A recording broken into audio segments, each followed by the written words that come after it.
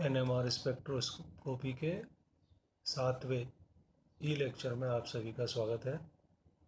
कल हमने chemical shift, फिर उसके बाद एनएमआर स्केल, डेल्टा स्केल, टॉ स्केल पढ़े थे। ये डेल्टा स्केल में 0 ppm पर टीएमएस के सापेक्ष टीएमएस की सिग्नल की है और इसके सापेक्ष अन्य प्रोटॉनों की वैल्यू बढ़ती जाती है।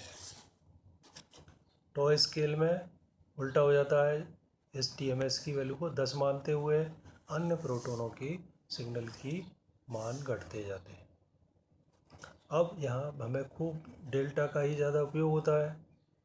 ये हम पहले भी पढ़ चुके हैं, अच्छे से दिमाग में बैठा लो।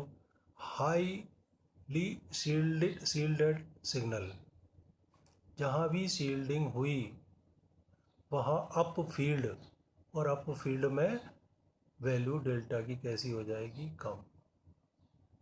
यदि डी शील्डिंग हुई डाउन फील्ड मतलब डेल्टा की वैल्यू बढ़ जानी है। तो ये आप अपने दिमाग में अच्छे से जमा लो। हाई फील्ड शील्डिंग, डेल्टा की वैल्यू कम। Deshielding down field, delta की वैल्यू बढ़ जाएगी। आज हम यहीं और आगे बढ़ते हैं।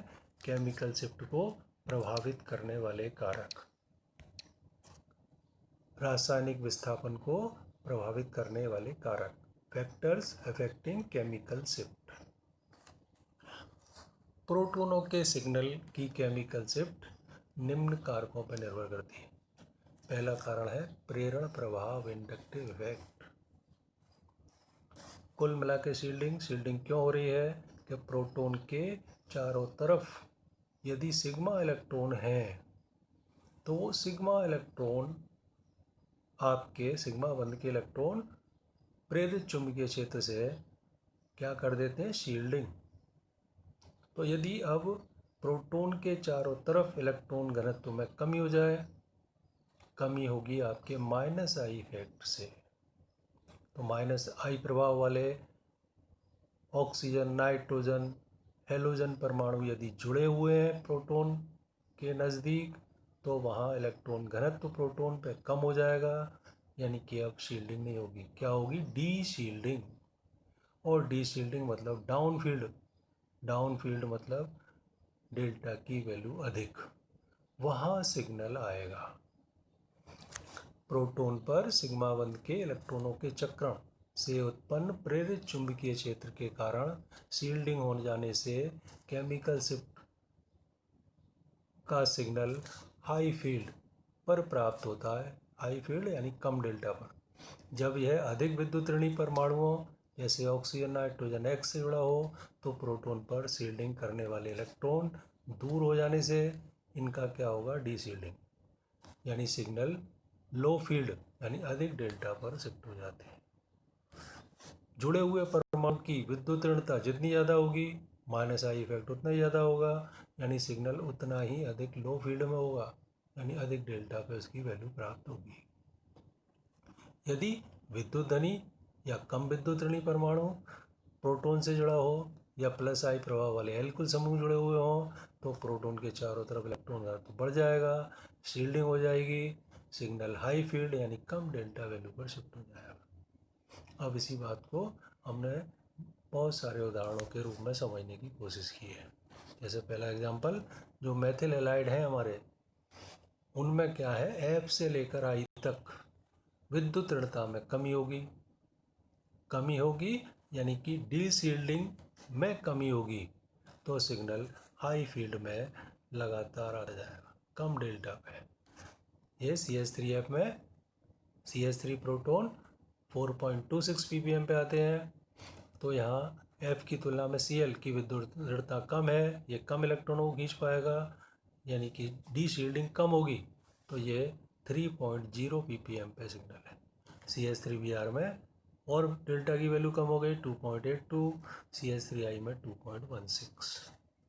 दूसरा एग्जाम्पल, प्रोटॉन की दूरी विद्युत ऋणी परमाणु से अधिक होने पे डी शील्डिंग कम हो जाएगी, यानी डेल्टा की वैल्यू कम हो जाएगी। जैसे मेथिल क्लोराइड CH3Cl में CH3 वाले कार्बन से Cl जुड़ा हुआ है 3.0। अब मेथिल क्लोराइड में CH3 से दूर हो गया Cl, तो यानी इसमें अब आपके डी शील्डिंग आपकी कैसी हो गई, यहाँ कम थी यहाँ ज़्यादा हो गई, तो ये 1.5 पे सिग्नल आएगा। नंबर तीसरा एग्जाम्पल, एक ही कार्बन परमाणु पर हेलोजन परमाणु की संख्या बढ़ा है, यानी लगातार माइनस आई प्रभाव बढ़ा है, यानी लगातार डी शील्डिंग अधिक डी शील्डिंग होगी तो सिग्नल आपके डाउन फील्ड यानी अधिक डेल्टा ppm पे प्राप्त होगा।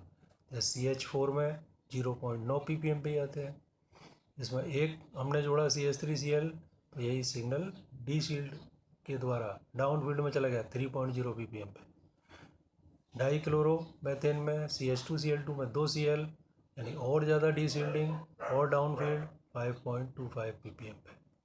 CH3Cl क्लोरोफॉर्म में 3 Cl का बहुत सारा माइनस आई प्रभाव, बहुत ज़्यादा डी शील्डिंग और डाउन फील्ड यानी डेल्टा की वैल्यू 7.24 ppm।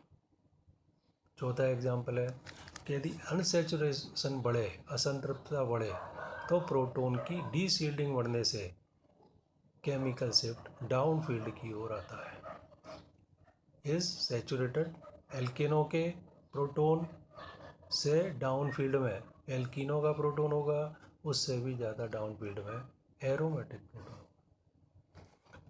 एल्डिहाइड प्रोटॉन की डी शील्डिंग सबसे अधिक होती है।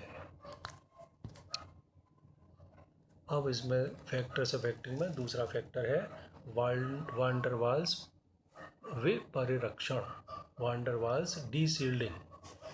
अणु का प्रोटॉन जब अधिक प्रतिस्थापी समूहों से घिरा होता है तो त्रिविमीय बाधा, जगह की कमी, स्टेरिक हिंड्रेंस हो जाती है।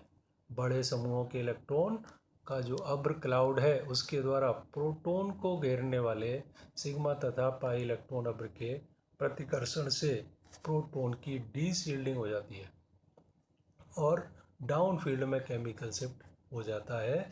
इसे वान डर वाल्स डी शील्डिंग कहते हैं।